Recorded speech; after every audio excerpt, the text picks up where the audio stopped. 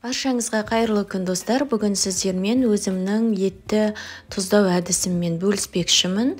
Егер дәл осы әдіспен жасайтын болсаңыздар, сіздердің еттеріңіз піскен кезде өте жұмсақ болып піседі және тұзыңыз етке жақсы сіңіп, иісі барлығы бұрқырап әдемі болып шығатын болады. Ең алдымен осылай еттерімізді жұқа тілімдерге кесіп алатын боламыз.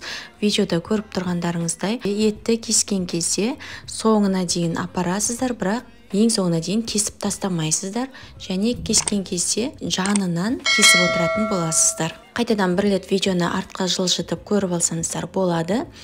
Өздеріңізге қалай ыңғайлы солай кесіп турасаңыздар болады. Одан кейін етті тұздау үшін біз тұз қосамыз, чеснок қосамыз және қара бұрыш.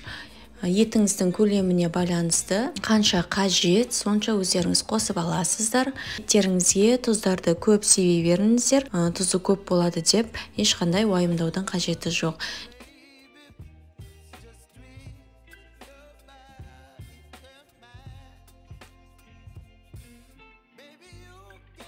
Және видеода көргендеріңізде, егер сіздерде осы майларында бездері болатын болса, алып тастаңыздар.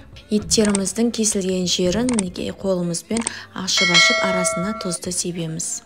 Тұздалған еттің дәмі тұздалмаған етпен салыстырғанда екеуінің айырмашылығы кәдімгідей білініп тұрады. Сондықтан да ерінбей еттеріңізді осылай турап, кесіп, өздеріңізге ыңғайлы етіп тұздап алыңыздар.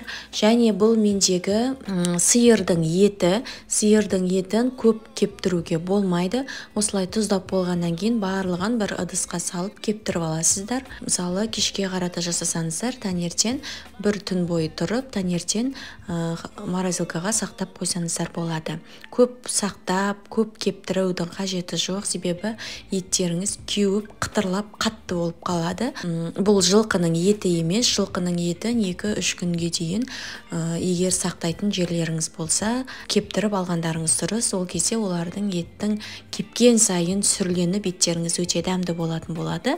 Және құрметті достар, егер де менің YouTube каналыма тіркелмеген болсаңыздар, міндетті түрде YouTube каналыма тіркелуді ұмытпаңыздар. Алдыда дәл осындай басқаша тұздаудың әдісін көрсететін боламын. Сол әдіспен жасасаңыз, сіздердің еттеріңіз қазы секілді өте дәмді болып шығады. Одан кейін, мінекей ертесі күні мен еттерімді осылай тамақтарға бөліп турап қойдым, қажетті мөлшерде.